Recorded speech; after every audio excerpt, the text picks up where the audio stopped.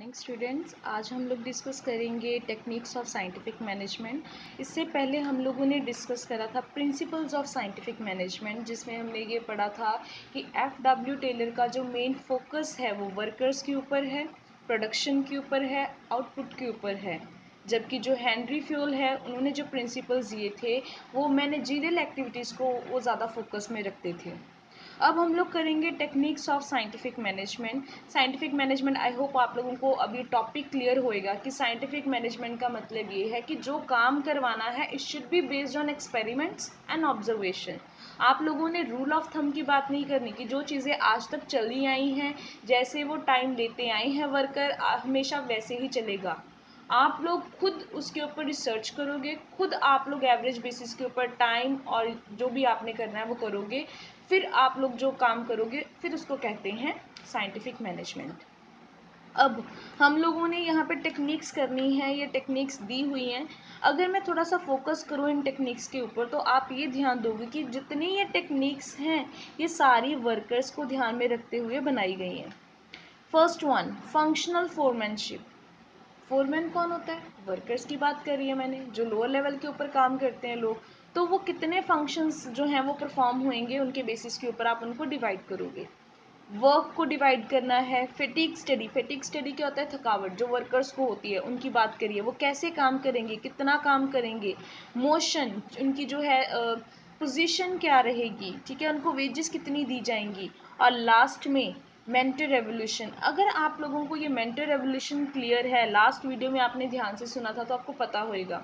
Mental revolution है managers group और workers group का एटीट्यूड आपस में चेंज करना, क्योंकि वो एक दूसरे के राइवल्स हैं ना। उनको लगता है कि मैनेजमेंट हमसे ज़्यादा काम करवाती है और हमें पेमेंट भी कम देती है, कहते इस एटीट्यूड को चेंज करना, ये है मेंटल रेवोल्यूशन।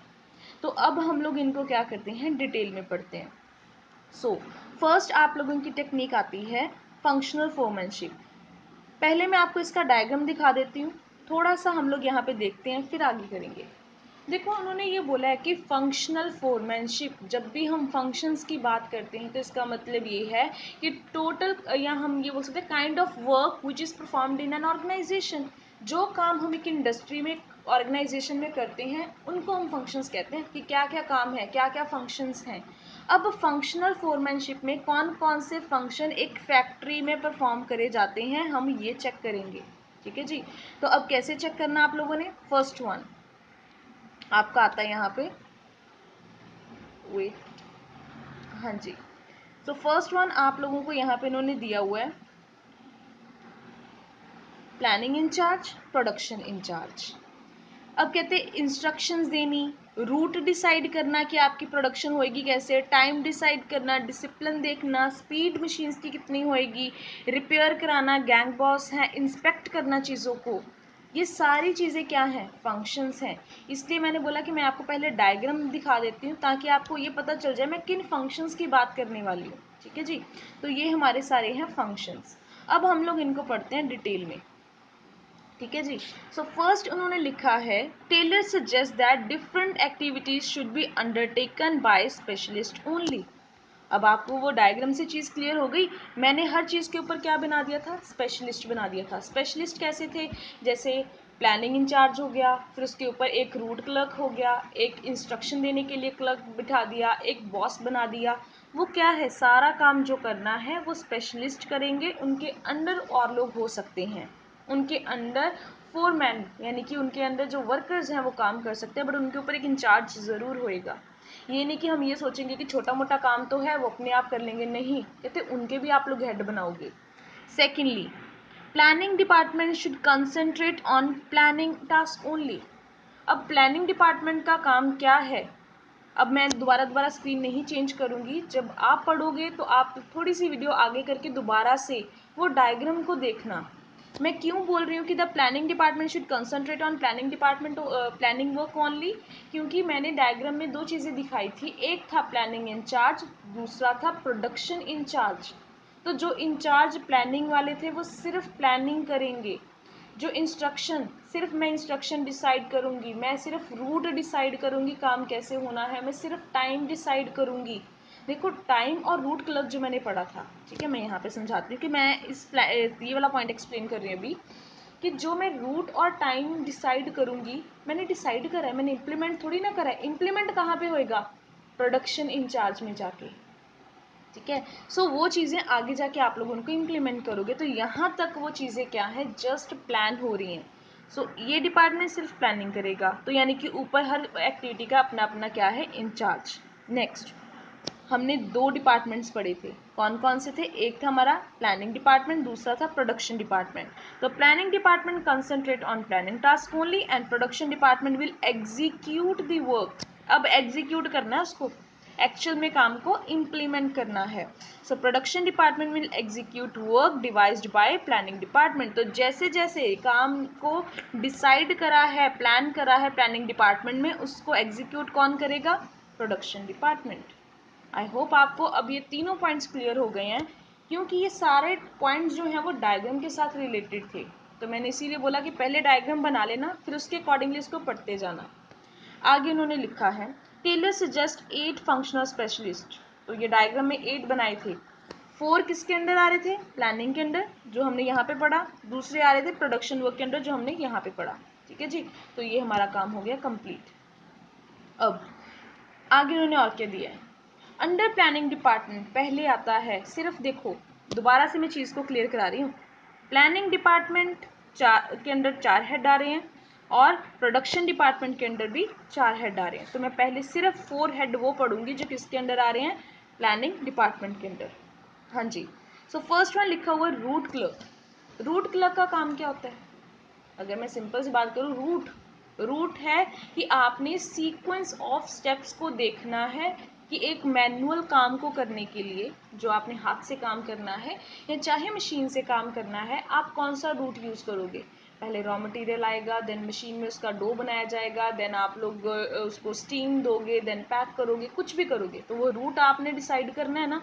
अब यहाँ पे क्या लिखा हुआ है कि आप लोगों ने सीक्वेंस ऑफ ऑपरेशंस जो हैं वो देखने हैं, ठीक है। हर पर्सन उन सीक्वेंस को फॉलो करेगा, ठीक है।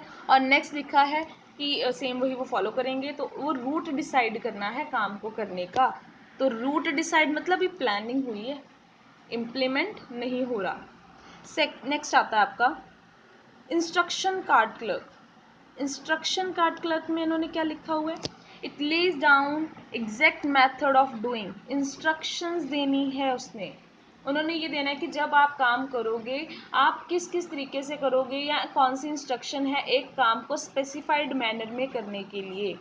तो मतलब मशीन के पास इतना हीट होना चाहिए, इतनी दूरी पे काम करना है, इसमें जो है इतना वाटर मिक्स करना है, जो भी किसी भी तरीके की कोई इंस्ट्रक्शन और भी देनी है, ज़रूरी नहीं किसी के साथ रिलेटेड हो सकती है, तो वो इनका काम है।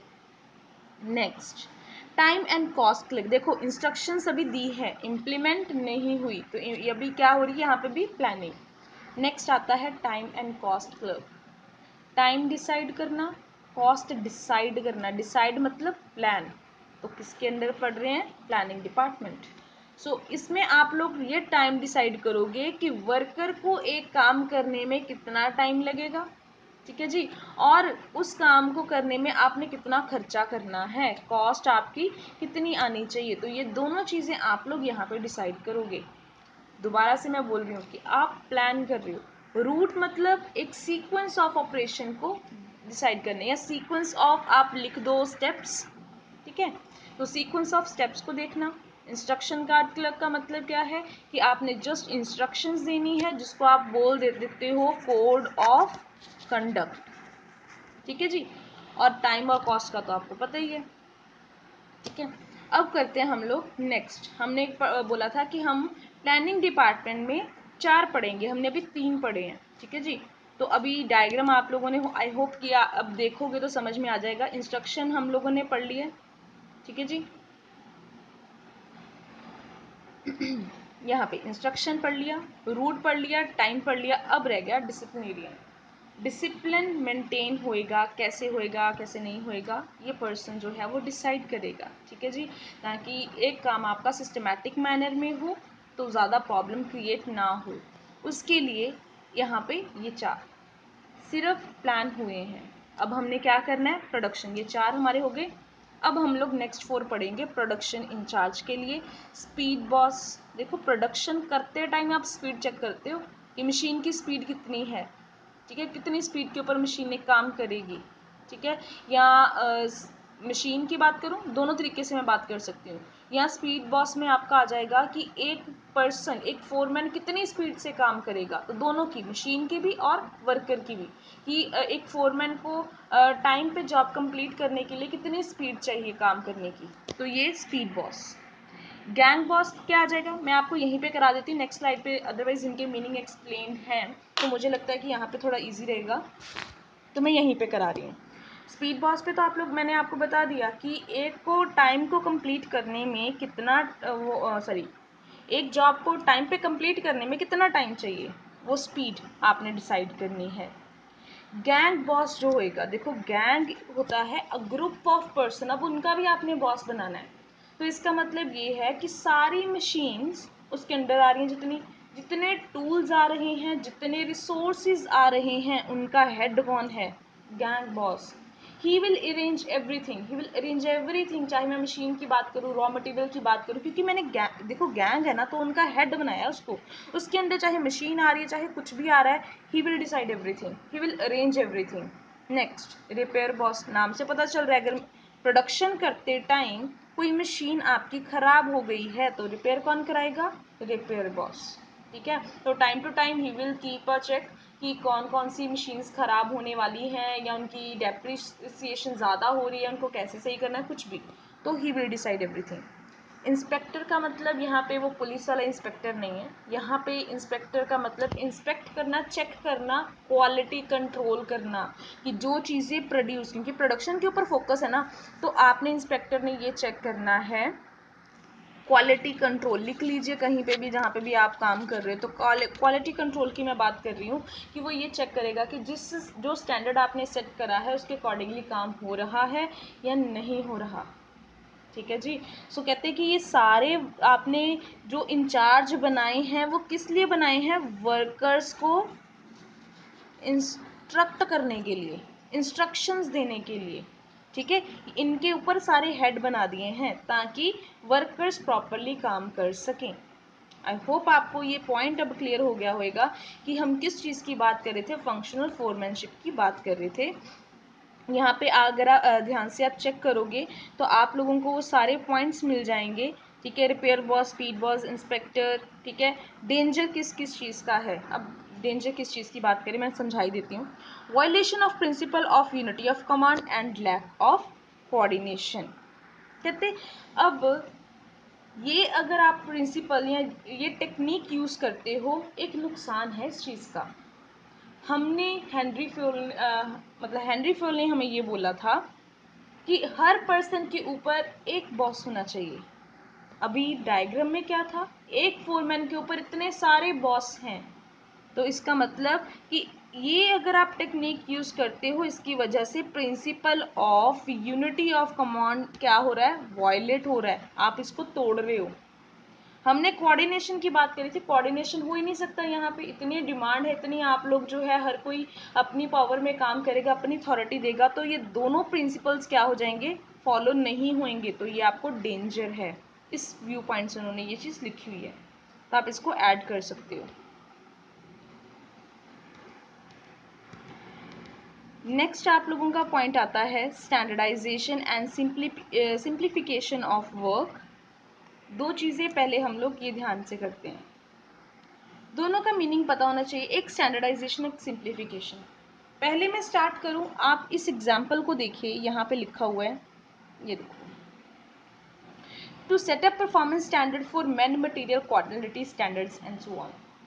स्टैंडर्डाइजेशन होता है एक स्टैंडर्ड सेट करना, एक टारगेट सेट करना, कि हर प्रोडक्ट का ये साइज होएगा, ये वेट होएगा, ये कलर होएगा, इसी मशीन से बनेगा, इस रॉ मटेरियल से बनेगा, इसको कहते हैं स्टैंडर्ड। कि स्टैंडर्ड है वो हर चीज़ के लिए, हर जितनी आपकी यूनिट्स हैं उसके लिए वो सेम रहेगा, ये स्टैंडर्डाइजेशन है। आगे उन्होंने क्या लिखा, simplification. Simplification totally different factor है। सिंप्लीफिकेशन का मतलब ये है कि आप लोगों ने अपने काम को क्या कर देना है, सिंप्लीफाई कर देना है। जो आप लोगों की अननेसेसरी एक्टिविटीज़ है ना, जो आपको लगता है कि फालतू में इस प्रोसेस को बहुत बड़ा करा गया है, उसको काट के छोटा कर दो। वो है आपका सिंप्लीफिकेशन, सिंपल कर दो उस चीज़ को। तो अब हम लोग ये दोनों चीज़ों को पढ़ते हैं। पहले जो पढ़ेंगे वो सारे पॉइंट्स हम पढ़ेंगे 1 2 3 4 तक जितने पॉइंट्स हैं वो आपके सारे पॉइंट्स हैं स्टैंडर्डाइजेशन के। ठीक है जी। सो फर्स्ट पॉइंट उन्होंने लिखा हुआ है, standardisation means setting standards for different factors. तो वो कौन कौन से फैक्टर्स हैं जो मैंने आपको यहाँ पे बोला, ये सारे फैक्टर्स, कि स्टैंडर्ड सेट करना लोगों के लिए भी, कि लोग कितना कितना काम करेंगे, कैसे कैसे काम करेंगे, मटेरियल कौन कौन सा यूज़ होएगा, क्वालिटी कैसी रहेगी। ठीक है, तो ये चीज़ें आप लोगों ने डिसाइड करनी है। ए ग्रेड गुड्स बनानी है, बी ग्रेड गुड्स बनानी है आपने। ठीक है, तो ये आप लोग यहाँ पे डिसाइड करोगे। ख़त्म। आगे, द स्टैंडर्ड्स में set for raw material, machine, tools. अभी मैंने आपको बता दिया, सबसे पहले मीनिंग जो मैंने आपको स्टैंडर्डाइजेशन का बताया ना, मैंने स्टैंडर्डाइजेशन ये बताया कि आप लोगों ने एक स्टैंडर्ड सेट कर देना है, एक आप लोगों ने लेवल सेट कर देना है कि वो चीज़ इस कलर की, इस साइज़ की, इस वेट की, इस मेजरमेंट की, इस क्वालिटी की होएगी और आपकी सारी गुड्स वो सेम ही होएंगी। आप लोगों ने कभी मार्केट में गए हो तो मार्केट में जाके आप लोगों ने गार्नियर का प्रोडक्ट लिया, एक बॉटल सेम साइज़ की, सेम वेट की, सेम प्राइस की आपने एक बॉटल ली, तो ऐसे तो हो नहीं सकता कि एक बॉटल में से 2 किलो या 2 लीटर ज़्यादा निकल आए और 2 लीटर किसी में से कम निकल आए, या किसी में ज़्यादा है कोक, किसी में कोक कम है, किसी में लिम्का ज़्यादा है। ऐसा तो नहीं होता। हर चीज़ में size, colour, taste, everything same होता है ना, तो वो चीज़ स्टैंडर्डाइजेशन है। ठीक है, वो आपकी स्टैंडर्ड है। तो अब दोबारा से जो पॉइंट पढ़ते जाओगे वो लिम्का, कोक की एग्जाम्पल लेते रहना कि बॉटल सेम होती है, कलर सेम होता है, टेस्ट सेम होता है, स्टैंडर्डाइजेशन है वो। ठीक है जी। सो स्टैंडर्ड्स में set for raw material, machine, tools, उनको जो मशीन्स यूज़ करनी है हर बार सेम मशीन यूज़ करनी है। ठीक है, ताकि आपकी हर बॉटल सेम तरीके की बने। So the main purpose of standardisation, क्यों स्टैंडर्डाइजेशन करी जाती है, to reduce the given time of product to fix type and size. पढ़ लीजिए कि हर चीज़ का साइज़ और जो आपका है टाइप है वो सेम होना चाहिए, इसलिए आप लोग इसको सेट करते हैं, इसलिए स्टैंडर्डाइजेशन करते हो। आगे ना लिखा है to allow interchangeability of manufacture part. ठीक है, तो आप लोग अगर चेंज करना चाहते हो मैन्युफैक्चर जो भी चीज़ें हैं आप लोगों की, आप उनको चेंज करना चाहते हो, रिवर्स करना चाहते हो, कैसे भी आप कर सकते हो, इसमें कोई भी प्रॉब्लम नहीं आएगी। कंप्लीट हो गया हमारा स्टैंडर्डाइजेशन। पढ़ लेना यहाँ से लेके यहाँ तक, कोई डिफरेंट चीज़ नहीं है, जो मैंने बताया है वो एग्जाम्पल को ध्यान में रखना, वो सारा सेम ही है। अब पढ़ते हैं नेक्स्ट पॉइंट, क्या है, सिंप्लीफिकेशन। पॉइंट सेम ही चल रहा है, टेक्निक सेकेंड ही चल रही है, पर उसका नेक्स्ट पार्ट है ये। सिंप्लीफिकेशन में लिखा है इलेमिनेशन। मैंने सिंप्लीफिकेशन का मतलब क्या होता है, सिंपल कर दो एक्टिविटीज़ को, ईजी कर दो, इलेमिनेट कर दो अननेसेसरी एक्टिविटीज़। आपको जो लगता है ना कि ये चीज़ें ऐसे इन्होंने एक्टिविटीज़ बनाई हैं, इनका कोई मतलब नहीं है, ठीक है, तो आप उनको चेंज कर सकते हो। ऑब्जेक्टिव क्या है, economy in use of machine. Economy in use of machine का मतलब क्या है कि जब आपने मशीन्स को यूज़ करना है तो आपको जो है मतलब ज़्यादा मशीन्स की भी ज़रूरत ना पड़े। अब देखो, एक काम को करने में 2 मशीन्स की ज़रूरत है, बट आपको लगता है एक मशीन से काम हो सकता है, तो दूसरी मशीन आपको क्यों चाहिए, आप उसको मत लो, आप खरीदो ही ना, आपकी कॉस्ट बच जाएगी और एक ही मशीन से आपका सारा काम हो जाएगा। मतलब economy in use of machine. Economy in use of staff, तो अगर आपने अननेसेसरी एक्टिविटीज़ को डिलीट कर दिया तो फिर वर्कर भी आपके कम हो जाएंगे, वेजेस भी कम देनी पड़ेगी, तो फिर स्टाफ में भी आपको इकोनॉमी कॉस्ट कम आ जाएगी। ब्रिंगिंग डाउन लेबर कॉस्ट, तो वही वेजेस कम दिए तो वहाँ पे भी हम बच गए। ये हम लोगों को फ़ायदे हैं। Simplification helps in reducing number of types, तो वहाँ पे आपके जो भी एक्टिविटीज़ हैं वो अल्टीमेटली रिड्यूस होंगी। यहाँ तक आप लोगों का पॉइंट क्लियर हो चुका है। ये कौन सा था, standardisation and simplification of work. अब हम लोग करते हैं नेक्स्ट पॉइंट। यहाँ पे लिखा था, सॉरी बीच में हमारा पॉइंट रह गया, लास्ट में चेक करिए, फिटीग स्टडी। मैंने आपको बताया था फिटीग क्या होता है, थकावट। पहले हम लोगों ने ये पढ़ा, सबसे पहले फंक्शनल फोरमैनशिप की बात करी कि जो भी वर्कर्स हैं उनके ऊपर जो है वो बॉस बिठा दो, क्लर्क्स बिठा दो, वो डिसाइड करेंगे वो काम कैसे करेंगे। सेकेंडली हम लोगों ने उनके लिए काम सिंप्लीफाई कर दिया, इजी कर दिया और स्टैंडर्ड्स फिक्स कर दिया ताकि बार बार उनको ट्रेनिंग भी ना लेनी पड़े। अब हम लोगों ने वर्कर्स के लिए क्या सोचा कि वो इतना काम करते हैं, उनको रेस्ट इंटरवल चाहिए, उनको थकावट हो जाती है। थकावट के लिए अब क्या करना है, ये 3 चीज़ें उन्होंने दी हैं। मैं हर चीज़ आपको एक एक करके एक्सप्लेन करती हूँ, बस ध्यान से सुनना, क्योंकि ये सारा पॉइंट इन 3 चीज़ों के ऊपर डिपेंडेंट है। मैं किसी एग्जाम्पल लेते हैं कि मैं किसी फैक्ट्री में काम करती हूँ सुबह 9 से लेके शाम 6 बजे तक। अगर मुझे काम करना है तो मुझे थकावट हो जाती है ना, तो अगर मैं कहती हूँ कि मुझे बहुत ज़्यादा भारी सामान उठाना पड़ता है, मुझे हर 2 घंटे बाद रेस्ट चाहिए, हर 2 घंटे बाद रेस्ट चाहिए। वो है आपका फ्रीक्वेंसी ऑफ रेस्ट इंटरवल, की फ्रीक्वेंसी कितनी जल्दी आपको रेस्ट चाहिए, हर 2 घंटे बाद। ड्यूरेशन, हर 2 घंटे बाद तो मुझे रेस्ट चाहिए, मुझे 5 मिनट की रेस्ट चाहिए, 10 मिनट की चाहिए, 20 मिनट की चाहिए, वो है आपकी ड्यूरेशन। समझ में आया? दोबारा बता रही हूँ, मुझे हर 2 घंटे बाद रेस्ट चाहिए, फ्रीक्वेंसी, 2 घंटे बाद 5 मिनट की रेस्ट चाहिए, दैट इज ड्यूरेशन। और सारे दिन में कितनी रेस्ट चाहिए, मुझे 5 चाहिए, तो वो है नंबर ऑफ रेस्ट पॉजेस। समझ में आ गया? तो आपने ये पूरा टाइम डिसाइड करना है कि आपको कितनी रेस्ट चाहिए, कितनी बार चाहिए, कितने टाइम की चाहिए। ये आता है फटीग स्टडी में, क्योंकि वर्कर्स जो हैं कहते हैं वो मेंटली और फिज़िकली थक जाते हैं, और उनको इसलिए काम रेस्ट दी जानी चाहिए, ताकि जब दोबारा से वो काम करें प्रॉपर एफिशिएंसी के साथ करें। ठीक है, उनकी जो है क्वालिटी है वो डिटीरिएट नहीं होनी चाहिए। यहाँ पे लिखा हुआ है, इन्होंने ये पढ़ लेना। ठीक है, कि एफिशिएंसी जो है वर्कर की डिक्लाइन होती रहती है, इसलिए उनको ब्रेक चाहिए, तो आप उनको ब्रेक दोगे। एग्जाम्पल दी हुई है, in if total working hours in an organisation are 8.5 hours, then there must be 3 rest intervals. तो वो आपके ऊपर डिपेंड करता है, आप किसी भी तरीके से एग्जाम्पल फ्रेम आउट कर सकते हो कि कितनी रेस्ट इंटरवल चाहिए, कितनी ज़्यादा चाहिए, कितनी कम चाहिए। नेक्स्ट आप लोगों का आता है मैथड स्टडी। 3 हम लोगों ने टेक्निक पढ़ ली हैं, अब हमने नेक्स्ट पढ़ना है मेथड स्टडी, काम कैसे करवाया जाए। तो काम कैसे करवाया जाना चाहिए, तो उसके लिए ईजी तरीका दे दिया उन्होंने। 1 best method of doing work, no rule of thumb. जैसे पुराने ज़माने से काम चलता आ रहा है, जैसा मेरा पास्ट एक्सपीरियंस है, जैसी मेरी इंट्यूशन है, मुझे लग रहा है, वैसे काम नहीं कराना। नो रूल ऑफ थंब, तो काम कैसे कराना है, जो बेस्ट वे होएगा, जैसे आपको लगता है कि फ्यूचर में ये चीज़ सक्सेसफुल रहेगी। I'm sorry. So he was of the view that the various method of doing work should be studied and one method, जो best method होएगा, that should be selected. आगे उन्होंने लिखा है, ये कैसे डिसाइड होएगा कि वन बेस्ट मेथड कौन सा है। अब चलो देखते हैं, अभी वो एक मेथड हम लोग डिसाइड करते हैं। आपके पास मेथड 1 है, मेथड 2 है, मेथड 3 है।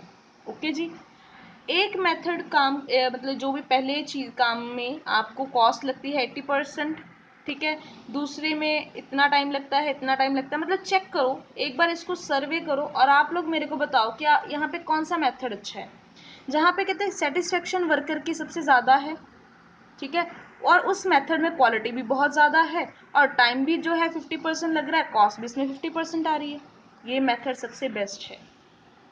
जो मेथड 3 है, अब मेथड 3 में कहते हैं कस्टमर सेटिस्फाइड नहीं है, कॉस्ट भी हमें ज़्यादा आ रही है, ठीक है, और जो टाइम है वहाँ पे भी वो 40% लग रहा है, मतलब एज़ कम्पेयर टू उधर कम है, पर क्वालिटी बहुत कम आ रही है, मतलब हमें ये मेथड नहीं चाहिए।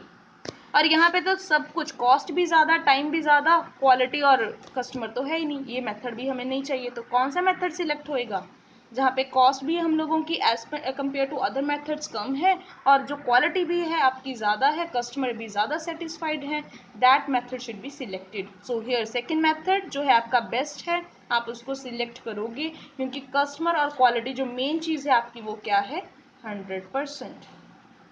ओके बच्चे, अब हम लोग करेंगे टाइम स्टडी। टाइम स्टडी क्या है हमारी, अगर हम टाइम स्टडी की बात करें तो टाइम स्टडी हम लोग पढ़ते हैं कि एक चीज़ या एक जो काम करना है उसको करने में कितना टाइम लगेगा, द टाइम रिक्वायर्ड जो भी है for completion of a work, तो वो हम लोग यहाँ पे डिसाइड करेंगे।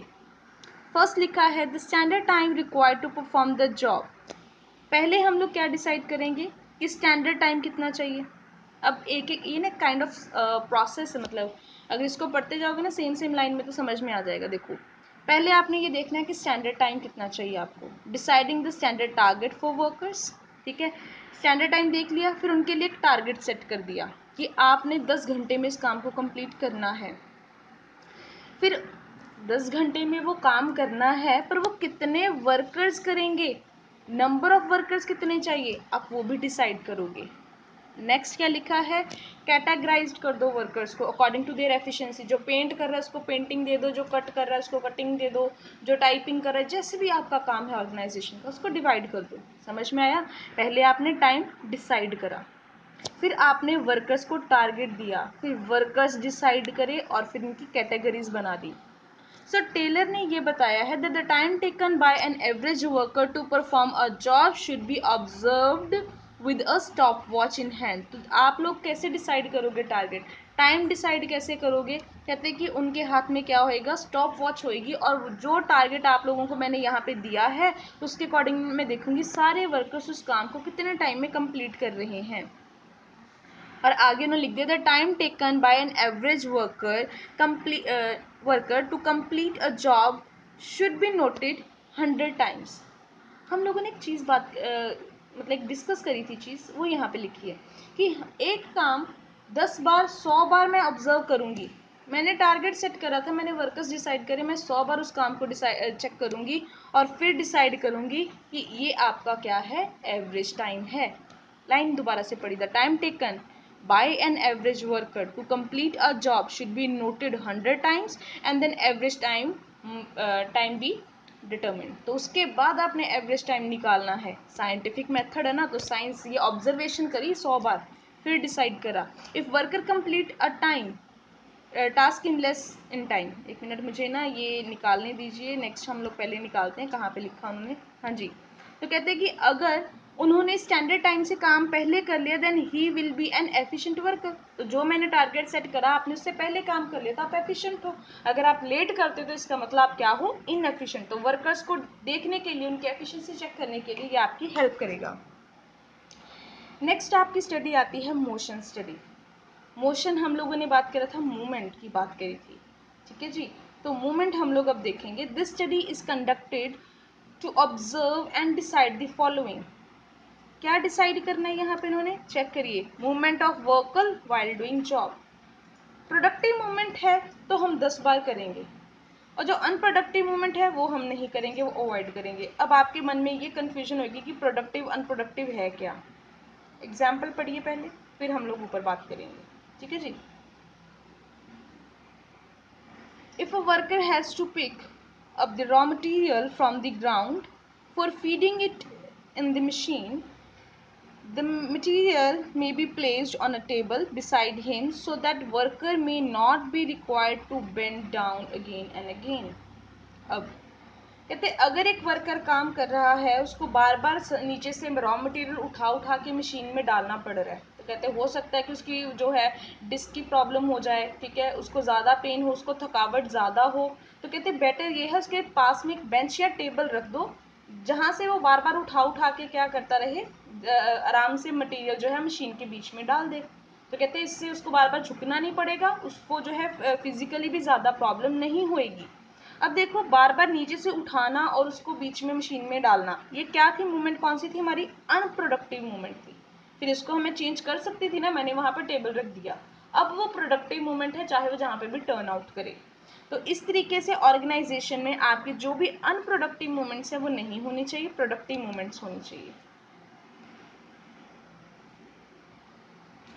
अब एक लास्ट पॉइंट लिखा हुआ है इन्होंने, डिफरेंशियल पीस वेज सिस्टम। हमारा लास्ट पॉइंट है ये, सॉरी लास्ट सेकेंड पॉइंट है, ठीक है जी। बहुत इंपॉर्टेंट पॉइंट है ये, इसको ध्यान से सुनना। Piece wage rate system. Piece wage का मतलब हर आउटपुट के पीछे, हर एक यूनिट जो प्रोड्यूस करोगे उसके पीछे आपको पैसा मिलेगा। हम बेसिकली क्या करते हैं कि अगर 10 घंटे कहीं पे जॉब करें तो 10 घंटे के अकॉर्डिंगली आपको पैसा मिल जाएगा, जो वर्कर्स की आप बात करते हो, ठीक है। पर यहाँ पे इन्होंने क्या बात करी है, कहते अगर 10 घंटे आप उस ऑर्गेनाइजेशन में हो और आपने कुछ भी प्रोड्यूस नहीं करा, ठीक है, तो अगर आप 10 घंटे वहाँ पे काम कर रहे हो, ठीक है, और आप लोगों ने आउटपुट जो थी वो कोई नहीं करी, तो आपको मैं पैसे पूरे कैसे दे दूंगी, ये तो ऑर्गेनाइजेशन का नुकसान हुआ ना। तो कहते ऐसे नहीं करना, जितना आप प्रोड्यूस करोगे, 100 यूनिट्स प्रोड्यूस करोगे, मल्टीप्लाई बाय 100, आप लोगों को 10,000 वो मिल जाएगा। जितना ज़्यादा प्रोड्यूस करते जाओगे, ठीक है, जितना ज़्यादा उतना आपका इनकम क्या हो जाएगी, इंक्रीज हो जाएगी। इसको कहते हैं कि आप लोगों ने लोगों को टाइम के अकॉर्डिंगली पैसा ना दो, ऐसे तो वो सारा दिन ऑर्गेनाइजेशन में बैठे रहेंगे, इंडस्ट्री में या फैक्ट्री में बैठे रहेंगे, प्रोड्यूस कुछ भी नहीं करेंगे। तो कहते फिर आप उनको कैसे पैसा दोगे, जितना वो प्रोड्यूस करेंगे, अगर करेंगे तो पैसा मिलेगा, अगर नहीं प्रोड्यूस करेंगे तो कुछ भी नहीं मिलेगा। सो यहाँ से पढ़ना स्टार्ट करते हैं। The Taylor was of the view that the differential piece rate should be paid to efficient and inefficient worker. Efficient कौन से होंगे, जो ज़्यादा प्रोड्यूस करेंगे, और इनएफिशिएंट होंगे जो कम प्रोड्यूस करेंगे। कहते हैं मोटिवेट करने का एक अलग से तरीका है इनका। फर्स्ट वन पढ़िए, the workers producing standard output. Standard output यहाँ पे एग्जाम्पल रुपीज़ में नहीं, हम लिख लेते हैं। अगर 10 यूनिट बनानी है, 10 यूनिट मेरी क्या है, स्टैंडर्ड। अगर किसी वर्कर ने स्टैंडर्ड आउटपुट करी, 10 आउटपुट ही बनाई, तो उसको कितना मिलेगा, स्टैंडर्ड वेज रेट, जितना मैंने बनाया होगा, कि जो 10 प्रोड्यूस करेगा उसको मिलेगा 100 रुपये। ठीक है, मैंने दे दिए 100। आगे लिखा हुआ है मोर देन स्टैंडर्ड आउटपुट। अगर किसी ने 12 यूनिट बना दी तो क्या करेंगे, फिर 12 बना दी तो उसको हम लोग क्या कर देंगे, 120 रुपये दे देंगे। अगर किसी ने लोअर आउटपुट बनाई, 8 बना दी, तो उसको कितना पैसा देंगे, 80 रुपये देंगे। ठीक है जी। तो कहते हैं इस तरीके से आप लोग जो है वो आउटपुट डिसाइड कर सकते हो। एग्जाम्पल, मैं 2 मिनट के लिए यहाँ पे पॉज कर रही हूँ, सेकंड्स के लिए ही, तो प्लीज़ आप इसको चेक कर लो और नोट डाउन कर लो। जो मैंने अभी समझाया जस्ट एग्जाम्पल और फिगर्स का डिफरेंस है, अदरवाइज ये सेम ही है कि जो जितना प्रोड्यूस करेगा उसके अकॉर्डिंगली आप रेट जो है वो डिसाइड कर दो कि आप उनको इतना पेमेंट जो है फ्यूचर में करोगे। सॉरी, लास्ट में रह गया मेंटल रेवोल्यूशन। भाई मेंटल रेवोल्यूशन वो है जो आपको पता है, ठीक है। जिन बच्चों ने लास्ट जो है इसके प्रिंसिपल्स ध्यान से सुने थे, उनको ये पक्का मेंटल रेवोल्यूशन कभी भी फ्यूचर में भी ये वर्ड आ जाएगा ना, तो उनको पता होगा ये मेंटल रेवोल्यूशन अगर प्रिंसिपल्स में हम बात करें तो वो किसकी कर रहे हैं, मैनेजर्स और वर्कर्स ग्रुप की। कि दोनों की मेंटेलिटी है, चेंज है, दोनों एक दूसरे के राइवल्स हैं, ओपोजिट खड़े हैं, ठीक है। तो उनको जो है अपना माइंडसेट चेंज करना है। There should be attitude change among workers and management. अब आगे यहाँ पे इन्होंने बात कर दी है कि जो वर्कर्स हैं और जो मैनेजमेंट है उनको क्या करना है, आपस में चेंज करना है अपना attitude. And there should be cooperation between workers and, cooperate करना है उन्होंने। सो बोथ साइड जो है उन्होंने एक दूसरे पे सस्पेक्ट, शक नहीं करना, एक दूसरे के ऊपर जो है ट्रस्ट करना है, जो हम लोगों ने वहाँ पे 2 प्रिंसिपल्स लास्ट में पढ़े थे। ठीक है, Taylor refer to this change of mind, कि आप चेंज करोगे माइंड, अपनी मेंटालिटी को चेंज करना, इट मीन्स मेंटल रेवोल्यूशन। तो यहाँ पे हम लोगों ने ये पूरा टॉपिक कंप्लीट करा है। जिन बच्चों को कोई डाउट होएगा आप मुझे टेक्स्ट कर सकते हो, मैं आपकी ये प्रॉब्लम जो है वो सॉल्व कर दूंगी। सो कंक्लूजन है, पढ़ लेना, ये नोट्स बहुत अच्छे बने हुए हैं, तो इसके साथ साथ आप ऐसे इसको कॉपीज़ पे नोट डाउन कर लेना। Thank you.